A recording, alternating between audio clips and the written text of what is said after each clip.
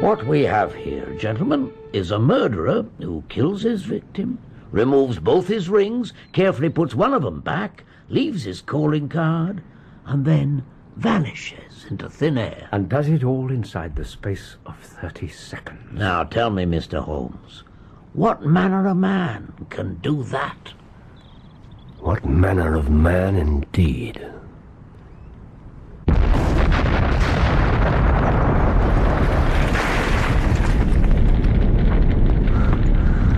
Oh, that's fine. That's very fine.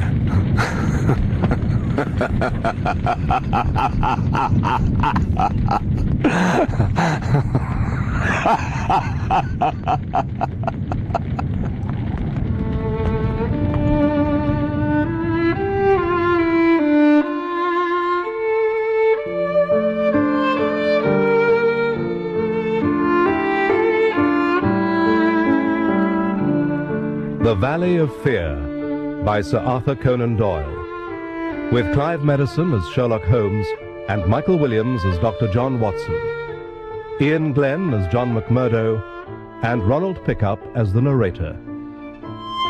Episode 2, The Tragedy of Burleston.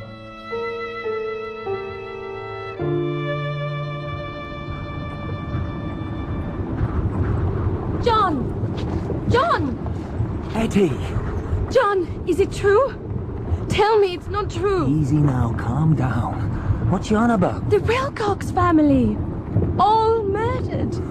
Murdered? Sure, it was an accident. The man kept blasting powder in his house. Look at me, John. No, that'll be a pleasure. Stop it. Stop this stupid act. I hate it. You'll have to trust me, Acushla. Trust you? How can I trust you? For all I know, you may have killed those people yourself. Will you keep your voice down? 3 little children, John. Eddie. Don't touch me. I never want to see you again. Darling. You go to your scour of friends. Here's to a job well done. Brother McMurdo! Spring had come to Pennsylvania, with running brooks and blossoming trees. New hope for all nature bound so long in the iron grip of winter. But nowhere was there any hope for the men and women of the Vermissa coalfields. Darkly the shadow of death lay on the Valley of Fear. Watson? I don't think I can add anything to the local doctor's report. Both barrels full in the face. Death would have been immediate, thank God. What about the mark on his arm? Yes, you were right. This man's been branded like an animal. Impossible to tell how old the mark is, I'm afraid. Did he make any attempt to conceal it? Inspector? Why, it's not mentioned in the report. White Mason? Not particularly. At least, not according to Mr. Barker. Mr. Barker, yeah. Is there anything else, Doctor? No, not really. He seems to have been in good physical shape. Had he been depressed at all, nervous? I didn't ask. Depressed, Doctor? You're still thinking of suicide? We have to consider all the possibilities. It's unlikely, I grant you. I've never heard of a suicide like it. All those preparations must have been damnably cold-blooded. It's not entirely unheard of. No, I can't accept it. He was killed by a stranger who entered the house after dark. An American. Man, you're travelling too fast. That's an American gun, sawn off in the American manner. That's not what I mean. I've heard no evidence that there was a stranger here at all. The open window, blood on the sill, the queer visiting card. A muddy boot mark behind the curtain? I didn't see that. It's very faint, but quite definite. Well, reinforces my theory. I'm obliged to you, Mr. Holmes. There's nothing there that couldn't have been arranged by someone inside the house. Mr. Douglas was an American. Mr. Barker lived in America. You don't need to import someone from outside to account for American doings. Excuse me, Inspector. What is it, lad? We've found something, sir. Outside. Sir Rudge Whitworth. Well, it's common enough bicycle. It's well ridden. It's been used for a considerable journey very recently. The mud streaks and splashes were all made within a few hours of each other. What's the nearest large town? Tunbridge Wells. I suppose there's no doubt that this is how the killer got here. Oh, it's too near the house to have been dumped casually. But what in the name of all that's wonderful made him leave it behind? What sort of murderer makes off with a wedding ring but abandons his quickest means of escape? We don't seem to get a gleam of light in this case. Don't we?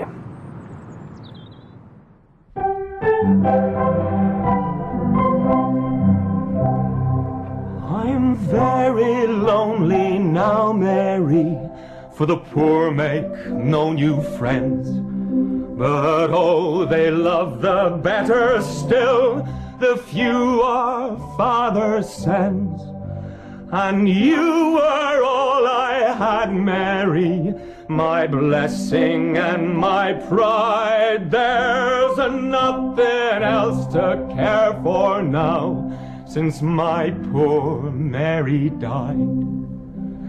I'm bidding you a long farewell, my Mary kind and true, but I'll not forget you, darling, in the land I'm going to. They say there's bread and work for all, and the sun shines always there, but I'll not forget old Ireland, were it 50 times as fair, were it 50 times as fair.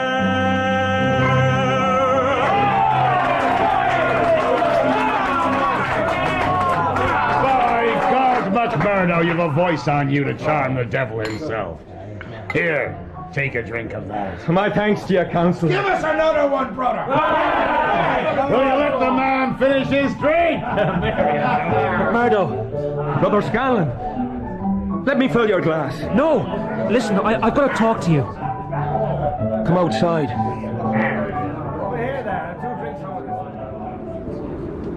I hope this is worth taking me away from my drink for, brother. I've had a letter from back east. I left good friends behind when I came out here.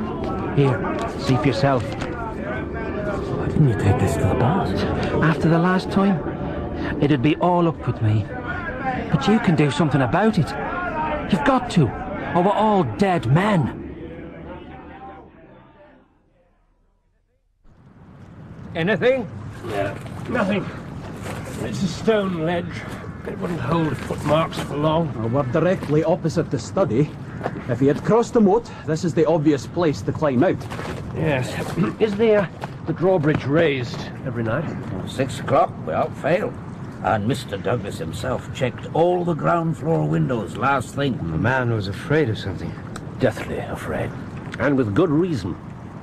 Shall we set up the interviews now? If you would, Mr. Mac. Do you want to do the questioning? Well, I'll be very happy to leave it to you. It's always a pleasure to learn from an expert. Indeed it is. Thank you. The library or the dining room, I think. Watson and I will join you there.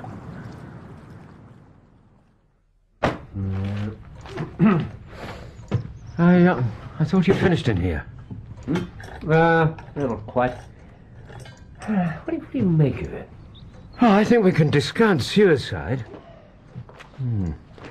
I know there have been cases. Yes, but this isn't one of them.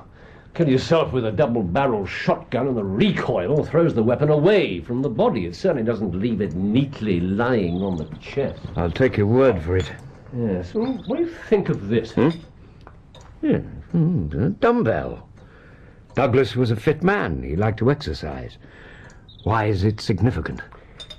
Because I can only find one. Only one? But you have to use them in pairs. Douglas certainly did. I'm quite sure. There'll be unilateral development. Maybe even curvature of the spine. Look, he definitely used two. Interesting.